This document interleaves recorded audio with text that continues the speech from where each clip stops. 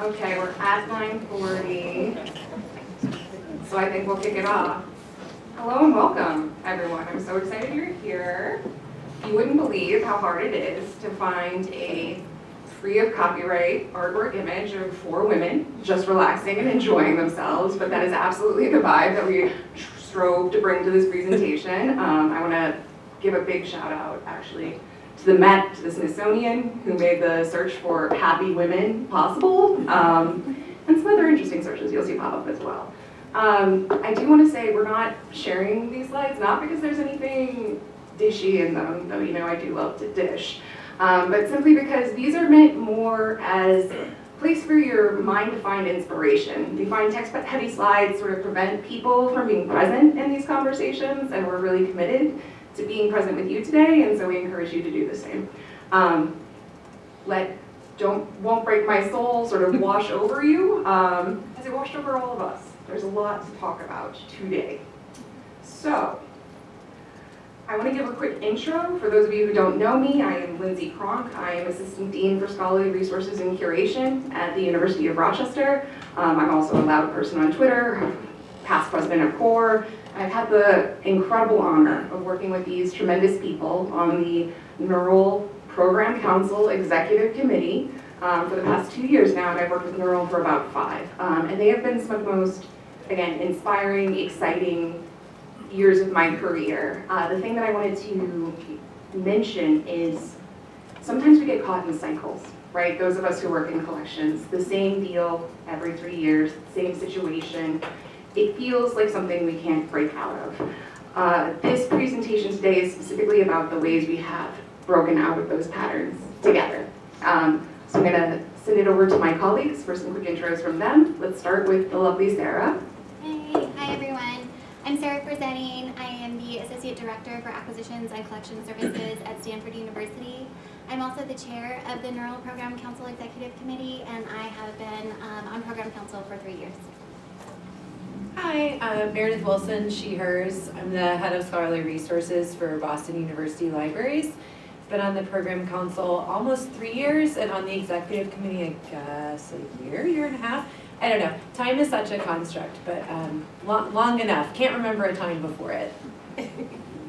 Hi, I'm Jessica Morales. I am the Director of Collection Strategy and Acquisitions at the University of Notre Dame. I have been a member of the NERL Executive Committee for, I think, 2 years, for the same amount of time as Meredith, and on Program Council for 3 years. So this panel, again, is a natural extension of a lot of the work we put forward. Some pieces I want to note before we jump into the Q&A. We've spent a lot of time establishing values-based frameworks and committing to knowledge sharing as an expression of our commitment to equity, right? We try to be as open about our work as possible. But this panel today has a specific and different focus, one that was actually prompted by a question that both Meredith and I received at Charleston Conference last year, which was, how do you do the work? And I was flummoxed by this question. I was completely taken off guard by it. I was like, we email, you know, we have a Zoom meeting, but we wanted to get more into the how do we communicate, how do we collaborate, how do we work together? And so there's going to be a piece of that.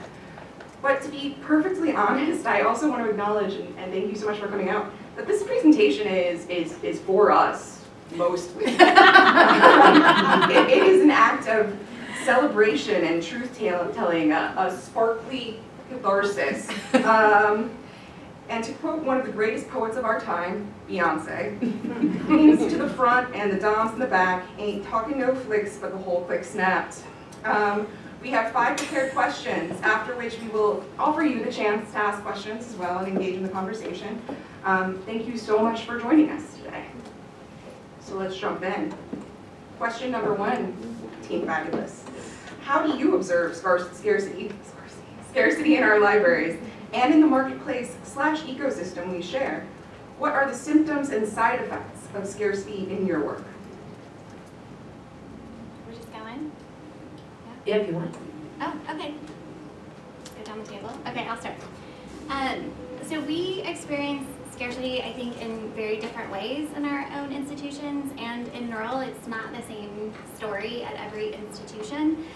So we actually thought this was an interesting question to kind of dive into, because we often just think of scarcity in terms of budgets, like budget cuts or chronically understaffed organizations. But actually it manifests in a whole lot of different ways. And one of the themes that I have been seeing in the past few years, which is actually only myself observing the last few years, that has been happening for a long time, is that libraries are set up, we are structured in terms of staffing to have individuals with deep expertise and the collective expertise of all of the individuals in our library enable us to have these really broad services. That's how we do our work. But it means that there is maybe one person doing licensing at the institution. Maybe there's one person doing all aspects of acquisitions. And that scarcity is felt really deeply, I think, in individuals who are doing that type of work because our colleagues can't empathize in the same way as if we had multiple people having the same type of expertise. And so I think that's what we're going to be talking about in our presentation is sort of some of the ways that NERL comes in and fills that scarcity gap by creating a community where we know each other and we know our work in ways that just can't happen at the institutions we work.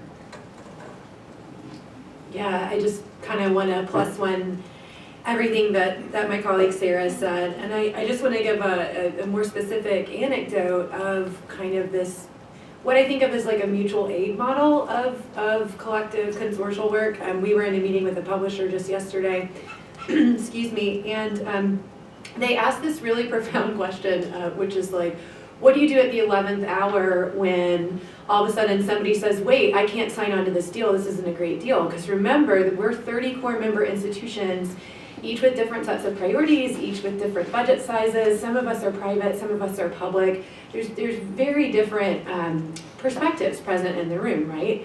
And I sort of challenged him on this question, and I said, well, part of why that doesn't happen at NERL is there's guardrails in place throughout the process. And also this other really important piece, which is that we're really deeply committed to each other, which I know sounds like touchy-feely in a way.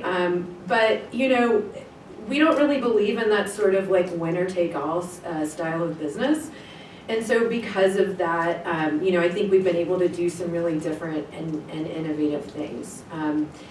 And so I think because we're also so committed to each other, there are times where we understand that there's not only going to be give and take with the vendors, with the publishers, but also sort of with each other and with sort of signing on to deals for the greater good of sort of that collective. So, Jessica? Thanks. I think you two captured kind of the really big picture things, but one of the tie-ins that I'm thinking of, one of the more concrete points of scarcity that really reflects on kind of how unique NERL is, as well as what Sarah was hitting on in terms of that kind of deep expertise and how do we support one another and empathy, as I think those have culminated in a lack of creative thinking. I think both in terms of the libraries as well as the publishers and vendors. I think scarcity of time, scarcity of like the support has resulted in this lack of creative thinking. So we're still in this kind of framework of thinking about a bigger package or a bigger deal. And I think that we really need to kind of break out of that framework. And I'm really excited for us to kind of push past these legacy models and for us to start thinking about the services that we provide and the services that we need and kind of how we can do that differently. And I think that we are on the cusp of that. Or at least this team makes me feel like we are. Yeah. No, I agree. I feel like we're on the precipice of something great. Which brings us to our next question. Is manifesting joy a strategy? I can start us off with this Yeah, one because this was a question I thought a lot about on my travels to Charleston, and I'm like, is it a strategy? And where I landed was like, yes, it is. I think, and where I kind of came back with this question is, it's very much a strategy in setting a team's expectations, right? When you get together and you establish ground rules for like meeting, I think that joy as a strategy can be a part of that. And Lindsay, I've had the great pleasure of being a co-chair with you in committee, and this is something that Lindsay and I committed to in shepherding our team, of like setting expectations of like, we're gonna be positive, we're gonna be creative, And I think just kind of having that mindset and going in really is a part of the strategy of success. Yeah, I was on that committee. Jessica buried the lead. That was the Elsevier negotiation committee. Those two were wonderful to work with on that. I want to also be clear that for me, when I think about, joy as a strategy, which is, an interesting concept. Yeah. I want to be clear that we're not talking about toxic positivity. I mean, so many of us have that, at our jobs, at our local institutions, or, we certainly know people who've experienced it. And so I think the difference is that, each of us are sort of aware that we're at this critical inflection point in the scholarly communication industry. And so what we're doing right now is probably going to look really different in a few years. And so part of how you manifest joy when, the sand is literally shifting underneath your feet, is you think about the work as collective wins. We have a strong culture of attribution in the organization as well, which I think, helps us prevent that trap of folks, co-opting each other's ideas, right, taking credit for each other's work, because it's really thought of as all of our work. And I think that's been a really important and powerful piece of this for me as well. Yeah, one of the things that we say often is that we are NERL, Program Council is NERL, and we build what we want NERL to be. And I think that is one of the ways that we can manifest joy, is we have room in the way that NERL is structured to say, we need this thing and we are committed to building it. We are committed to showing up. We are committed to one another. We are committed to the new thing that we are envisioning that takes a whole lot of work to build. And I think that is one way that we, as a 30-member program council, that's a lot of people who come to monthly meetings and contribute. And have mad respect for one another. I mean, I feel like the beginning of every NERL meeting is kind of a fangirl session. hey, how are you? Like, we're so happy to see one another because we really respect the work that is put in and the skills that each program council member brings to the table. Mm-hmm. And just sort of sitting with that brings joy. Like, that is the way that we manifest and are really happy to be with one another because we acknowledge it. We say it all the time. Yeah. We congratulate one another all the time. So in that sense, it is a strategy because it's thoughtful and intentional. Thoughtful and intentional is exactly the way I describe our community. And it's also, again, a lot of fun. There's a lot of, if we think about scarcity and we flip it, and it can be hard, particularly in these pandemic times. But if we think about it as a set of constraints in which we have to operate, right? It allows us to occupy, I often call it a haste mindset, like we're going to pull this off, and we're going to pull this off together. Those are some of my favorite movies.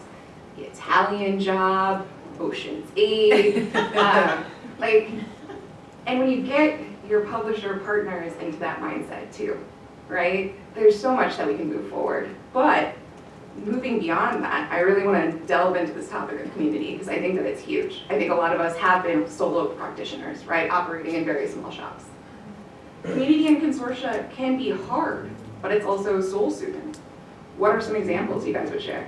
Our group text thread. We actually thought about maybe putting some redacted text as the slides, but then I was just telling Sarah this morning, I realized it would have been like a CIA memo where half of it would have been redacted and it wouldn't have actually been helpful. But I mean, that's a casual way to say thought partnership, right? Like, I really appreciate the thought partnership of this group.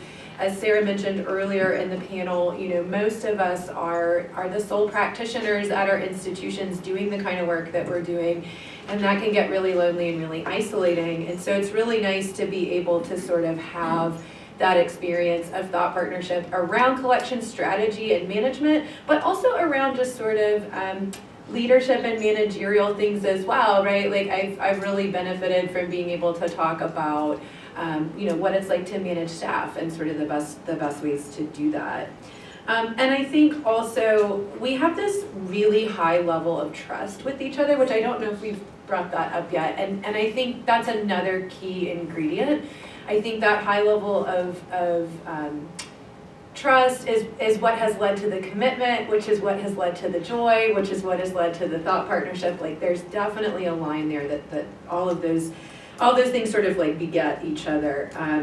And so, because there's all of this diversity within the group of perspectives, having a community that's really trusting of each other's expertise, trusting of each other's, good intentions, we're able to do some really brave ideation, I think, in meetings.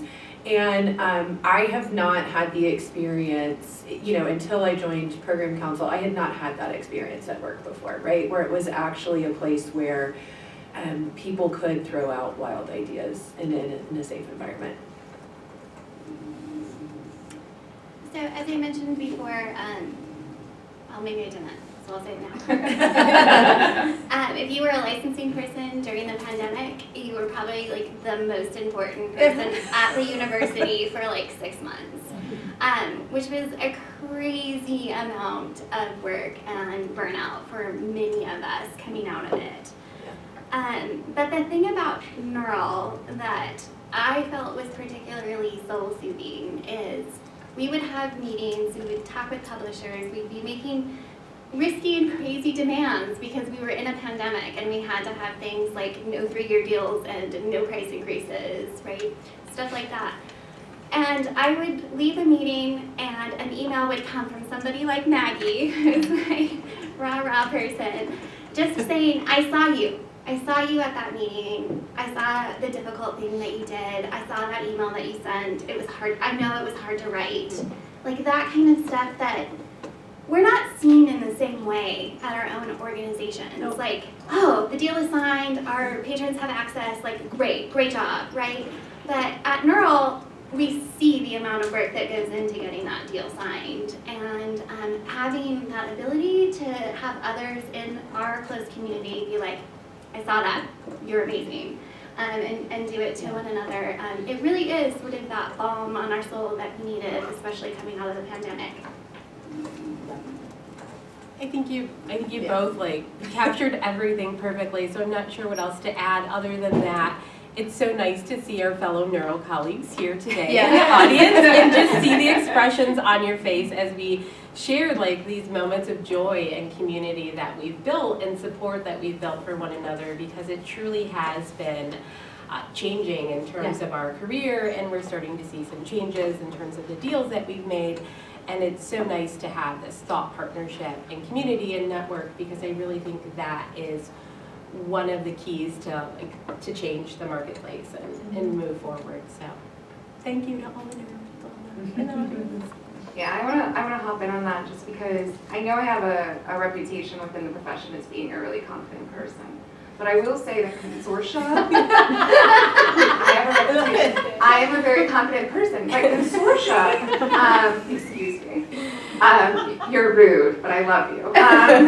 Consortia are one of those places where I would sit down. It's like a big heads meeting at elects, right? And I feel like a junior colleague, right? And sometimes that prevented me from putting forward ideas and thinking about things. And one of the things that I love that we've accomplished with NERL, and it was through things like Maggie sending me a message, Liz sending me a message. Liz Mingle just exited, by the way. She's a legend. If you haven't met her, make a point of doing it during this Charleston conference. Jeff Kosakov, these people in the midst of meetings would make a point of messaging me and saying, I think you have something to say.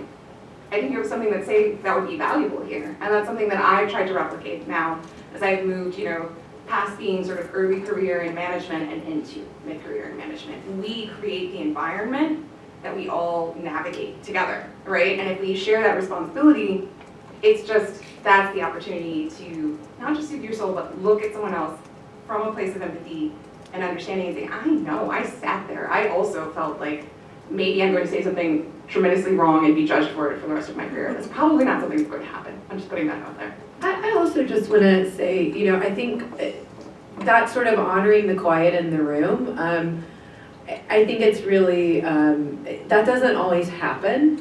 You know, there can tend to be sort of like an in-group and an out-group in groups, right? And so I think we try really hard to solicit the quieter voices and also sort of like make spaces for silence at our meetings. And I think one of the other things that I know we've talked about before is we're constantly thinking about who we're taking with us, right? Because I think for a lot of us, maybe people didn't always think about that with us, right? And so now that we've sort of reached, gosh, are we mid-career? I don't know. Now that we've sort of reached whatever weird stage this is in my life, right? We have an opportunity to think about, okay, who took a chance on me? Who do I need to be taking a chance on now, right? And so I think that's been a really special thing. I completely agree. And I think it's probably a good transition to our next question. That was intentional. I know, you're just magnificent. What management and leadership lessons have you learned that can be applied to NERL and consortial collaborative work generally? Can you start? I would love that. Okay. So one thing that I feel like I have learned by observation that I am taking back to my own institution is how important it is to build a foundation of trust by being so thoughtful and so intentional in how we engage and build our teams. So NERL is set up to negotiate not all of our contracts, but our very big contracts through teams. We every year put out a call for volunteers from the core membership to form teams to then work with publishers on the next iteration of whatever deal it is we're working on. And one of the things that we have started doing to just amplify that intentionality is to look at each team and try to check for representation to make sure that we have, as Lindsay mentioned, we have some seasoned colleagues on the team, as well as some junior folks who might be just starting out in the profession and want to learn, want to have an opportunity to be on a team with Liz Mengel, right? Like, sign us up. So looking at that, looking at size of school, we want to make sure, NERL has a diverse membership. We want to make sure that we have a large school, that we have a smaller school, that we have a school that has a medical library, that we have somebody on the team with data expertise, that we have someone on the team who has done a whole lot of licensing work, that kind of stuff. And I think that it helps build community by being intentional about doing that. It helps sort of bring up the next generation, and it's really effective, actually. If you're a publisher in the room, I'm sorry, but I think that some publishers don't know what has hit them. Our newly formed negotiation teams, because it's really powerful to be in a room with people who trust each other, who know what they're doing, who have a communication plan, who have a chair that has been prepped and maybe has done this before. It's really cool, and I think something that we can all take back to our own organizations in terms of intentionally forming teams. Yeah, so I just want to riff on the sort of intentional community, intentional team thing. So, all of our negotiations that Sarah was talking about, right, are run on the committees. We do values-based negotiations, so we have, gosh, we've talked about this so many times, I just take for granted that people know this. So we have the PDEs, which are the preferred deal elements. So we start with the values first. Those are equity, sustainability, transparency, flexibility, and reproducibility. And then for each of the deals, we figure out, okay, how are we going to solve for each of these attributes, right? So how can we measure that, we actually did transparency, right?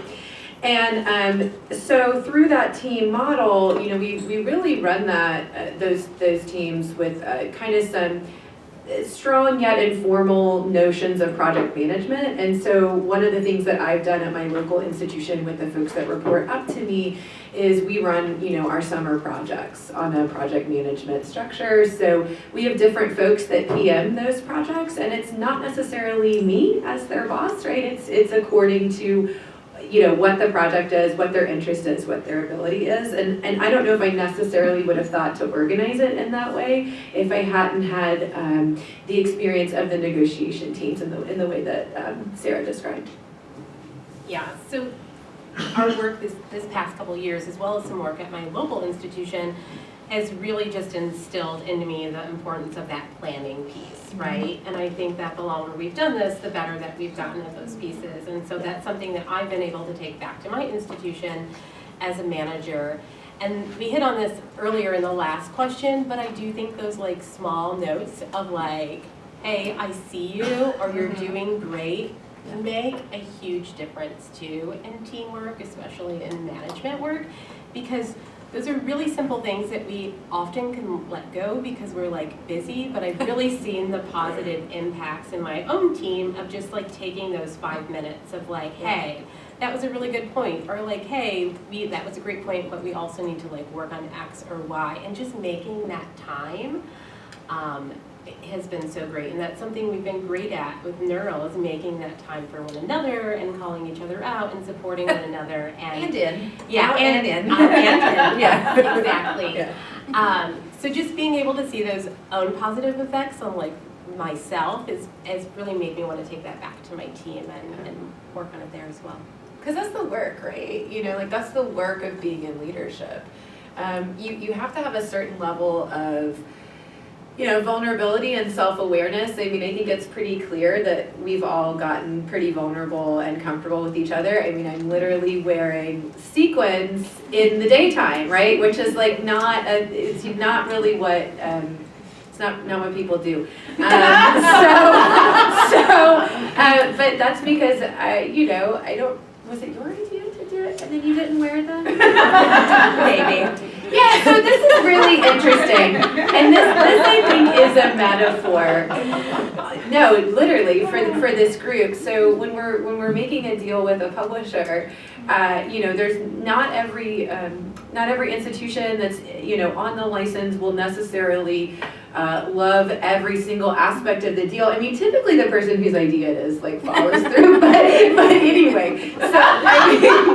So I think we have a fair amount of trust to take risks, right? Whether that's asking for really wild things like what would it look like if you flipped the back file to open access, or what would it look like if we wore sequins at 9 o'clock in the morning? So It looks like this. I think this is a good segue, and Lindsay, I'm gonna steal your MC. When our next question is like, how do we celebrate in ceremonies? So I will share a little story that I was having a ceremony with my own colleagues at Notre Dame. So we finished our strategic planning framework, and there was a small sub team, and one of our celebratory activities was going to the Lizzo concert, in which I donned a sequin dress, and I was like, what if we all wear sequins? I'm sorry, ladies. No, it's fine. So I think right, so that's the other thing, kind of like saying, I see you, right? That's the other thing that I think sometimes those of us that are in leadership forget to do, which is, all of us that work in collection strategies know that it's, it's the same cycle year over year, right? It's the same fiscal year, it's the same quarters, the same things renew at the same times every year. It can be a real slog. And so how do you sort of ever feel like the work is getting done? Well, you actually celebrate the wins, and you take that extra 5 minutes to thank people for that and honor that. The question still ceremonies? Yes, Yeah. ceremonies. Sorry, I'm on Pacific time still. So we negotiated, I think, 7 multi-million-dollar deals in 2021 with a team of 50 volunteers. Divide and conquer was the strategy for 2021 at NERL. And as we came to the end of that year, we realized the amount of work that had been put in, not just by program council, but by CRL staff. Erin, who is here today, our amazing admin, who did so much work work in making that a successful year for us to be able to get some amazing bridge deals and a whole new model, the backlit model of Ken Peterson came up with in that year. And so what we decided to do was create a certificate to recognize the volunteer work that happened. And rather than just presenting that certificate to the people who did all the work, we sent it to their dean. Yep.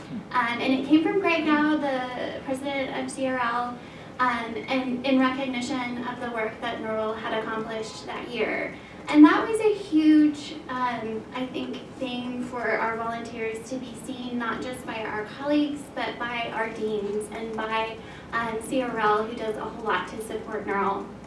And so that's one just sort of ceremony that I hope that we can continue, because it's really meaningful for our organizations to understand not only the work that we do as practitioners, but also what NERL is accomplishing in this community.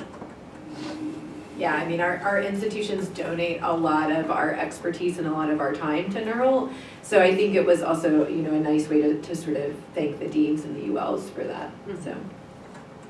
And in my ongoing refusal to let Zuckerberg ruin the word meta, like this, again, this event, our coming to you today is a ceremony, is a ritual. It's something that we promised ourselves, right, at the start of this that we would do. Come together and celebrate one another, because again, it's things like we can create the award, right? We know in librarianship there is a sense that there is not enough recognition to go around. There is a sense that there is not enough understanding.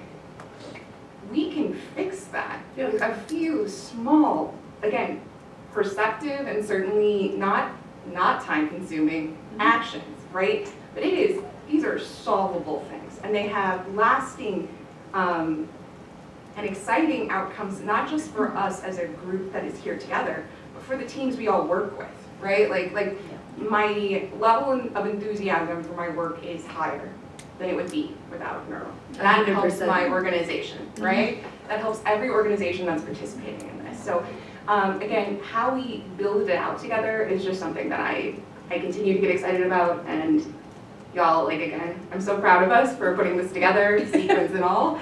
We'll turn it over now to any questions that you Can I make a closing comment though? Of course you can. Okay. Sure. Yes. So I realized, oh shoot, I just Okay. okay, come back on. I realized as we were all talking that there might be some of you in the audience who are NERL Program Council members who would like to volunteer on our teams. We have some openings coming up. The chair position will soon be vacant. We have lots of spots on our executive committee. So if you're really excited about the work that NERL is doing, please come talk to me, and I'd love to have you join us. That was perfect. Okay, so we have about, let me check my phone, 8 minutes for questions, so we did not do a bad job of time management at all. Is there anything you'd like to hear more about? Anything you'd like to chat about in terms of what NERL has accomplished over the past few years? And you can also just ask us questions, obviously. What you got? How can vendors participate in the joy-making process? Oh, yes. All right, so I mean, I think, again, because we start with values, I think we're really interested in working with vendors who don't see this as sort of like a cage match, adversarial thing, because it's really not. They really are partners. And those of you that have heard me speak before have heard me say this, so sorry. But, you know, our mutual survival is intrinsically linked. And I think, you know, once vendors and publishers sort of understand that we're all sort of like in the same little rowboat together, and that, you know, this doesn't have to be adversarial, and the thing that keeps it from sort of going that way, right, are starting with the values and then saying, how can we solve for this? I mean, the other win here too, which is like quite practical, is, you know, when you do an innovative and new deal, like that's pretty nice for your CV, right? And so, you know, I mean, there's also sort of like a professional win there for vendors, right? Being first to market with a new and sustainable open access model is huge for them, right? So I think that's how you sort of invite them to be creative and joyful through the process, or there are at least some strategies we've tried. Yeah, and I think the first step of that is being willing to have open to that conversation. right? Because we have received some resistance to even have that conversation. So even if publishers and vendors aren't ready to take that step, if you're willing to just like have a talk with us and be a thought partner and think about what's possible is great as well. And I mean, to put an ask on the floor here at Charleston, I think that another place where we all feel a sense of scarcity is sometimes you land the deal and you do the work and it doesn't get out and sort of pervade the environment. Publishers, we need your help getting the word out, right? Like we need to figure out how to communicate the value and importance of how library work intersects with scholarly communication, and I think that that's a place where we could definitely build some joy and some trust, you know, because again, we're all in on this heist together.